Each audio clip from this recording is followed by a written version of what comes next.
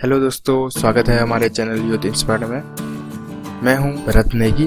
आज हम 13 और 14 अगस्त की करंट अफेयर की वीडियो लेके आए हैं। अगर आपको हमारी वीडियो पसंद आती तो लाइक कीजिए, शेयर कीजिए और हमारे चैनल को सब्सक्राइब भी कीजिए। चलिए शुरू करते हैं आज के पहले प्रश्न से। पहला प्रश्न है, ICR का डेटा रिकवरी सेंटर डाटा कृषि में किसने लॉन्च किया है? आइए जानते हैं इसका उत्तर क्या है। नरेंद्र सिंह तोमर ने ICAR का डाटा रिकवरी सेंटर कृषि मेगा लॉन्च किया है। इसके बारे में डिटेल में देखते हैं। इस रिकवरी डाटा सेंटर का मुख्य उद्देश्य भारतीय कृषि अनुसंधान परिषद यानी कि Indian council of agriculture research के कीमती आंकड़ों की रक्षा करना है। नरेंद्र सिंह तोमर के बारे में जानते हैं। नरेंद्र सिंह तोमर, इनके पास agriculture and farmer welfare and minister of rural development के मिनिस्टर हैं एंड ICAR के भी मिनिस्टर यही हैं।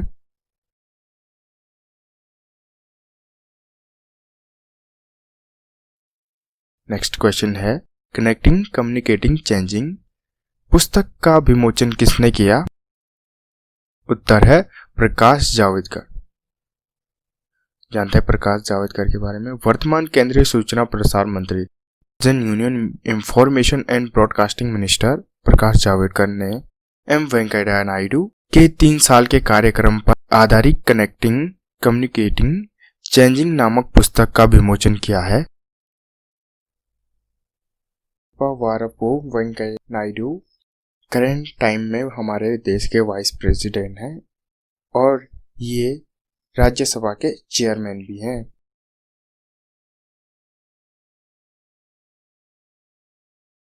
अगला प्रश्न है, उज्बेकिस्तान में भारत के अगले राजदूत यानी कि एम्बेसडर कौन बनी? उत्तर है मनीष।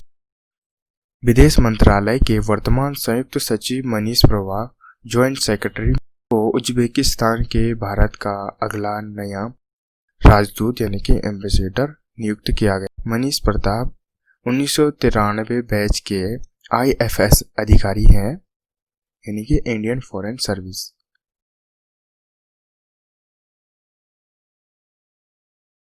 अगला प्रश्न है, डेमोक्रेटिक पार्टी के लिए अमेरिकी उपराष्ट्रपति US वाइस प्रेसिडेंट की उम्मीदवार कौन बनी? उत्तर है सीनेटर कमला हैरिस। इनके बारे में जानते हैं। भारतीय मूल की महिला यानी कि women of Indian origin Kamala Harris ने अमेरिकी उपराष्ट्रपति उम्मीदवार प्रतिस्पर्धा में शामिल हुए। ऐसा करने वाली यह भारत की पहली अश्वेत महिला first non white Indian women बनी।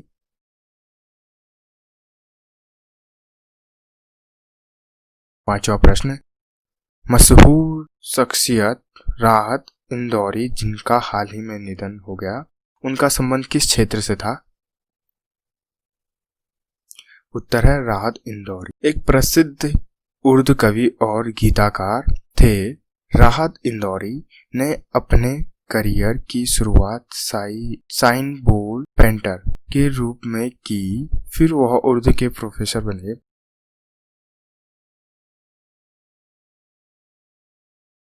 अगला क्वेश्चन है, भारत का पहला पॉकेट एंड्रॉइड POS डिवाइस किस कंपनी ने लॉन्च किया है? उत्तर है पेटीएम ने। डिटेल में जानते हैं। Online digital payment platform Paytm ने भारत का पहला पॉकेट एंड्रॉइड स्मार्ट डिवाइस यानी कि पॉकेट एंड्रॉइड स्मार्ट डिवाइस यानी कि POS Paytm all in one portable Android smart launch किया। 7वां प्रश्न है, स्टील अथॉरिटी ऑफ इंडिया की नई अध्यक्ष यानी कि चेयरमैन कौन बनी? उत्तर है सोमा मंडल। डिटेल में जानते हैं इनके बारे में। सार्वजनिक उपक्रम चयन board public enterprise selection board ने steel authority of India limited के अगले अध्यक्ष यानी कि चेयरमैन के रूप में सोमा मंडल को चुना। उनको वर्तमान स्टील अथॉरिटी ऑफ इंडिया के अध्यक्ष यानी कि चेयरमैन अनिल चौधरी की जगह नियुक्त किया गया है।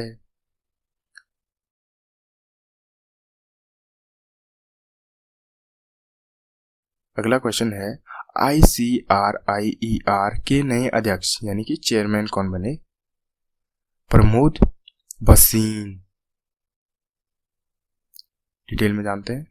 Indian council for research on international economic relation के नए अध्यक्ष चेयरमैन के रूप में प्रमोद भसीन को नियुक्त किया गया है।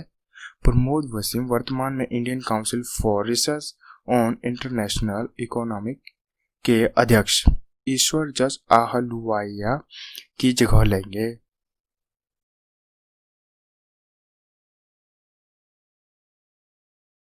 अगला प्रश्न है साइबर अपराध police station cyber crime police station कितने नए शहरों में खोले गए हैं? उत्तर है 16 नए शहरों में। डिटेल में देखते हैं। उत्तर प्रदेश राज्य सरकार ने साइबर अपराधों को मद्देनजर रखते हुए राज्य की विभिन्न शहरों में 16 नए साइबर अपराध पुलिस स्टेशन यानी कि साइबर क्राइम पुलिस स्टेशन खोले हैं।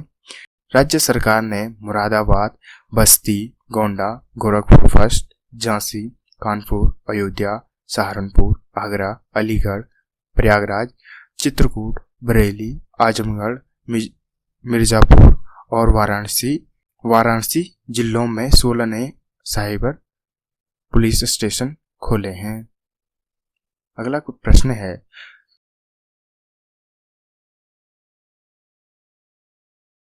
$400 मिलियन की लाइफ ऑफ क्रेडिट भारत ने किस प्रोजेक्ट को दी? उत्तर है द ग्रेटर मालो कनेक्टिविटी प्रोजेक्ट। डिटेल में देखते हैं। भारत के विदेश मंत्री फॉरेन मिनिस्टर S जयशंकर ने दी ग्रेट मालो कनेक्टिविटी प्रोजेक्ट को 400 मिलियन अमेरिकी डॉलर की लाइफ ऑफ क्रेडिट एवं 100 मिलियन की वेस्टी अनुदान ग्रांट स्वरूप देने की घोषणा की है।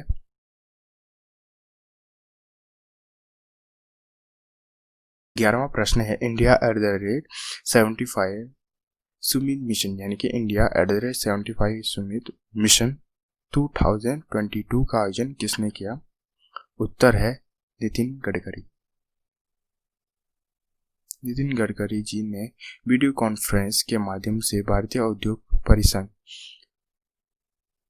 कॉन्फेडरेशन ऑफ इंडियन इंडस्ट्री द्वारा आयोजित सम्मेलन इंडिया @75 सुमित मिशन 2022 का आयोजन किया। केंद्रीय सूक्ष्म लघु एवं मध्यम उद्यम मंत्रालय ने इसके तहत देश को प्रदूषण मुक्त करने का लक्ष्य रखा है। यह सम्मेलन रेवनेटिंग टेक्नोलॉजी इन इंडिया पर आधारित है।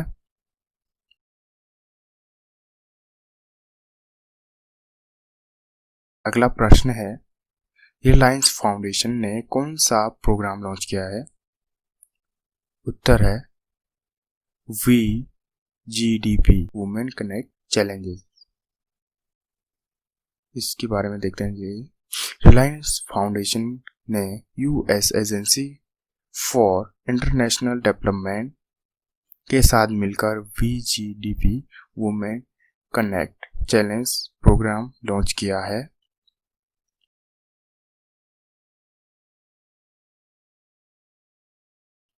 अगला प्रश्न है भारतीय जीवन बीमा निगम LIC ने किस योजना की शुरुआत की है? उत्तर है स्पेशल रिविवल कैंपेन नामक योजना की शुरुआत की है। डिटेल में भारतीय जीवन बीमा निगम यानी कि life insurance corporation of India LIC ने रुकी हुई पॉलिसियों को शुरू करने के लिए विशेष स्पेशल रिविवल कैंपेन नामक की योजना शुरू की है। इस योजना के अंतर्गत पॉलिसी को अगले 5 साल के भीतर चालू किया जा सकता है। LIC की स्थापना 1 सितंबर 1956 में हुआ था और इसका हेडक्वार्टर मुंबई में है।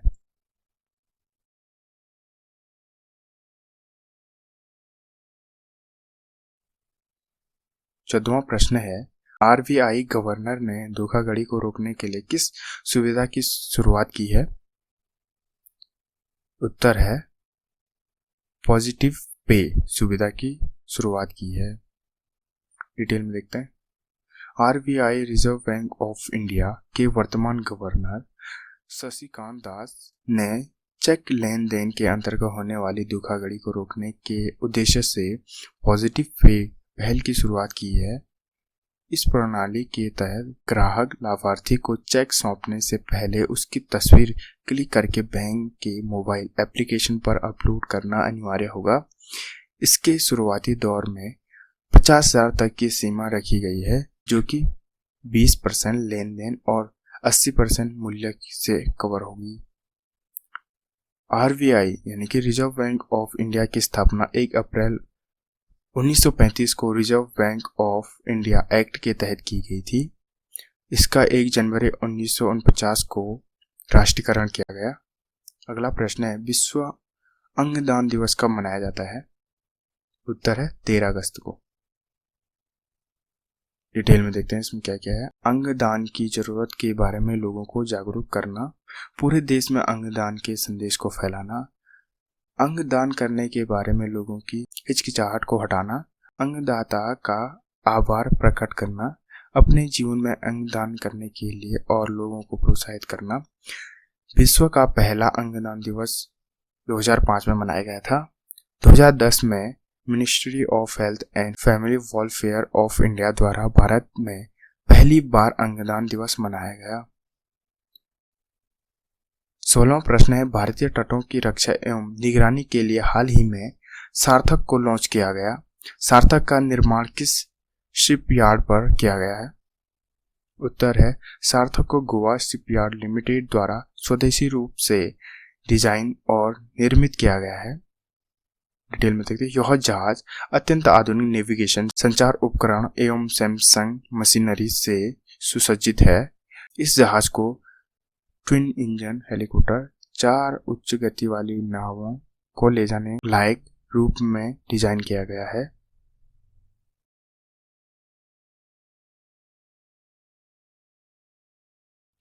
अगला प्रश्न है, हाल ही में इजराइल ने किस देश के साथ अपने शांतिपूर्ण राजनीतिक संबंधों को बनाने में सहमति प्रदान की है? उत्तर है यूनाइटेड अरब अमीरात के साथ। डिटेल में देखते हैं। यूएई, मिस्र और जॉर्डन के बाद इजराइल से संबंध सुधारने वाला तीसरा देश बना। 1948 में इजराइल की स्वतंत्रता के पश्चात सिर्फ तीसरा इजराइल अरब शांति समझौता है। इससे पहले 1979 में मिस्र में और 1994 में जॉर्डन ने ऐसे समझौते पर हस्ताक्षर किए थे। अगला प्रश्न है, उपग्रह डाटा के अध्ययन पर आधारित रिपोर्ट के अनुसार किस राज्य में अत्यधिक नावों की कटाई की वजह से हॉर्नबिल नामक पक्षी की प्रजाति के निवास स्थान खतरे में पड़ गए हैं? उत्तर है अरुणाचल प्रदेश में। डिटेल में देखते हैं। हॉर्नबिल की दुनिया भर में 55 प्रजातियां पाई जाती हैं, जिनमें से भारत में अकेले 9 प्रजातियां मिलती है। भारत में हॉर्नबिल की ग्रे हॉर्नबिल प्रजाति पाई जाती है, जिसे हॉर्नबिल धनेश के नाम से भी जाना जाता है। भारत में हॉर्नबिल मध्य, दक्षिण एवं पश्चिमी क्षेत्रों के पहाड़ी भागों में पाए जाते हैं। दोस्तों, फिलहाल के लिए इतना ही। हमें उम्मीद है कि आपको हमारी वीडियो पसंद आए हो। धन्यवाद। जय हिंद, वंदे मातरम।